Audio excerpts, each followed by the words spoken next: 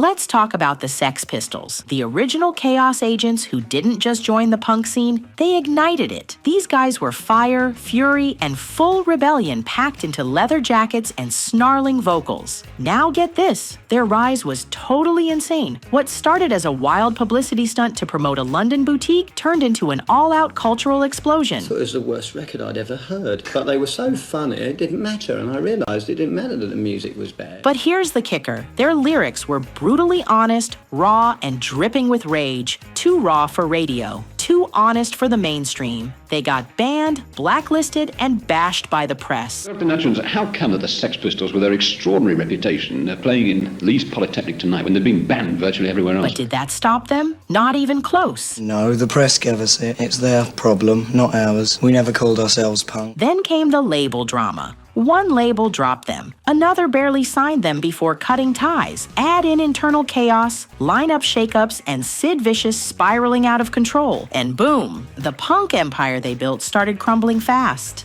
Every member faced demons. Some survived, some didn't. But one thing's for sure, the Sex Pistols didn't just make music. They made history. So let's hit rewind and dive deep into the beautifully broken world of the band that redefined rebellion. Y'all listen up. Let me introduce you to the Sex Pistols, the wild, raw force that exploded the British punk scene in the late 70s. The original crew consisted of John Lydon, known as Johnny Rotten, born January 31st, 1956, London; Steve Jones on guitar, born May 3rd, 1955, Paul Cook on drums, born July 20th, 1956, and Glenn Matlock on bass, born August 27, 1956. Later, the infamous Sid Vicious, born John Simon Ritchie on May 10th, 1957, joined the Chaos. It all started in September 1975, thrown together by Malcolm McLaren, the manager and mastermind, who wanted to hype his London boutique, Sex. I got hold of these young kids who were really fans of all the characters that were coming into my shop, and they sort of adopted me. They mashed up the 60s British pop vibes, and their goal? Rip rock down to its raw, bleeding core. The basic idea behind the Sex Pistols, to tell you the truth, naive that I must have been at the time, was to actually compete with the Bay City Rollers. They had no idea they were igniting a revolution and gathering a rabid fan base that would never forget them. By summer 1976, the Sex Pistols were more than a band. They were a ticking time bomb. With a raw edge and sneering energy, they tapped into the chaos of the era, transforming teenage angst into a full-blown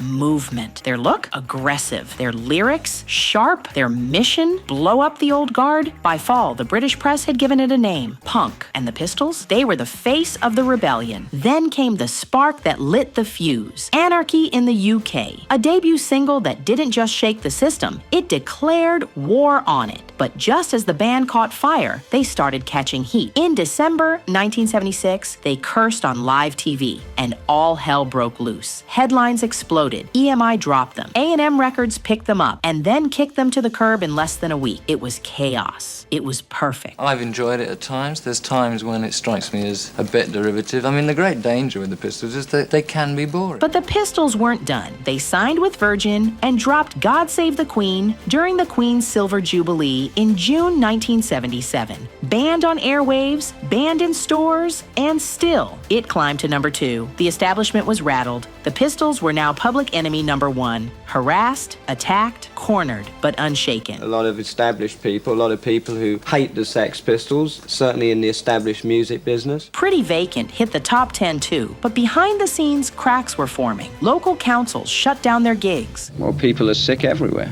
People are sick and fed up of this country, telling them what to do.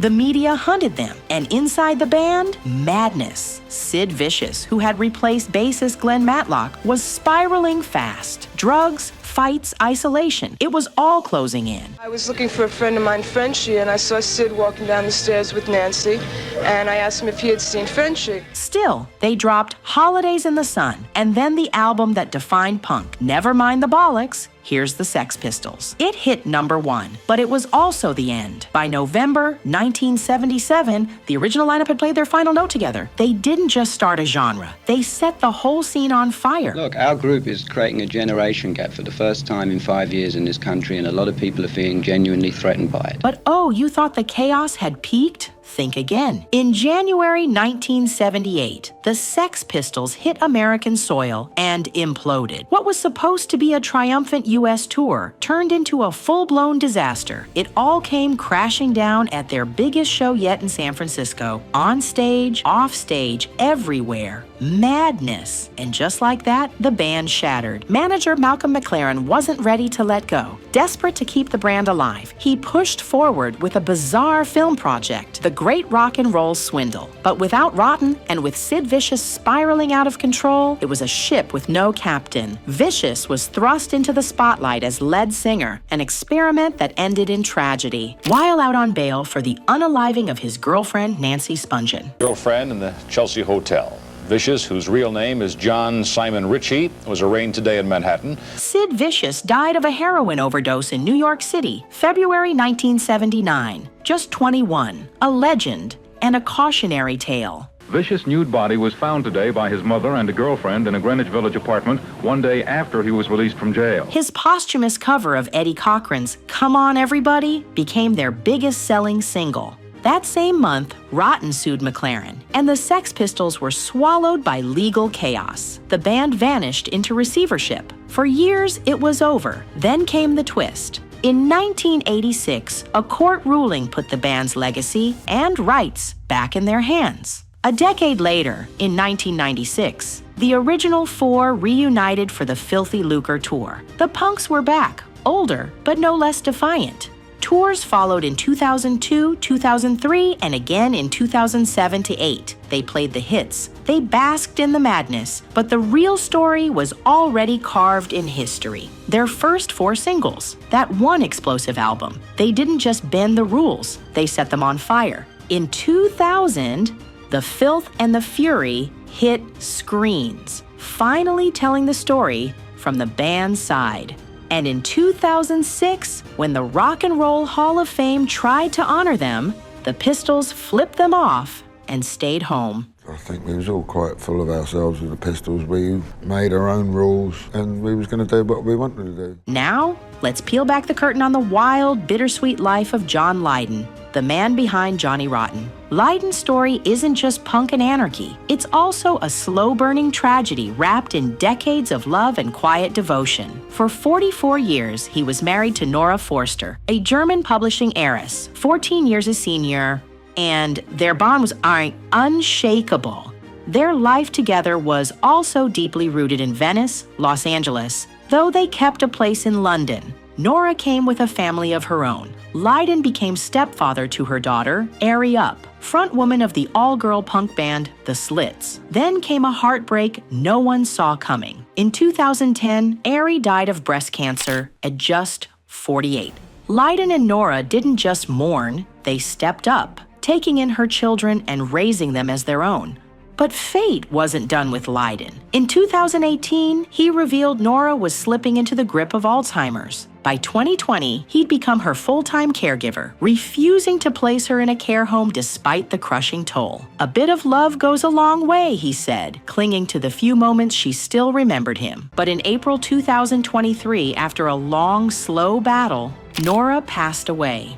A love story ended in sorrow. She died kind of laughing right up to the last day, and that was obviously tragically different for her. And yet, there's more to Lydon than loss. He's a visual artist. His paintings and drawings scattered through his music and solo projects, including the cover of This Is P.I.L. Now 68, with a net worth of just $500,000, John Lydon has seen it all. Fame, fury, friendship, and heartbreak. When I recovered, for instance, from meningitis, if you can call it recovery, it took me 4 years to find my full memory. He didn't just survive punk. He lived through the wreckage it left behind. Let's hope he finds peace on the other side of the storm. Now let's dive into the lives of the remaining Pistols. Next up, Steve Jones, the rebel with a guitar and a past as wild as his riffs. By 1990, after years of living fast and hard, Jones finally slammed the brakes, ditching drugs and alcohol through a 12-step program. When you're a junkie, man, it's hard to be honourable or do the right thing. I got desperate, you know. He became a vegetarian, proving there's more than one way to detox from chaos. But even sobriety couldn't shield him from everything. In 2019, he suffered a heart attack and had to undergo surgery. Still, he pulled through, resilient as ever. Jones has never married, choosing instead to carve his own path in Southern California, where he's become a local voice on the radio airwaves. He's also a lifelong Chelsea FC fan, cheering from across the pond. Now 68, Jones has rebuilt his life, heartache and all, with a net worth of $12.5 million. What a ride. Then there's Paul Cook. The quiet backbone of the band, Cook steered clear of the drama that consumed his bandmates. He lives a low-key life in Hammersmith with his wife Ginny, formerly of Culture Club, and their daughter, Holly Cook, a rising solo star in her own right. At 67, Cook has a cool $8 million to his name and the rare claim of surviving the punk scene with his piece intact. Now, Glenn Matlock. He left the Pistols early but stayed true to music. Matlock keeps a low profile, but what we do know, his son Sam inherited the fire, playing in bands like Dead and Wargasm, a quiet legacy built not with headlines but with grit. Matlock, also 68, remains a bit of a mystery, his net worth not publicly known, but his influence undeniable. So here we are. The Sex Pistols may have burned out fast, but the flames they sparked is still glowing. They birthed punk, not just the sound, but the attitude. Loud, raw, unfiltered. Their run was short, but their impact was eternal. Wherever they are now, on air, on stage, or behind the scenes, we salute them. They didn't just make noise, they made history.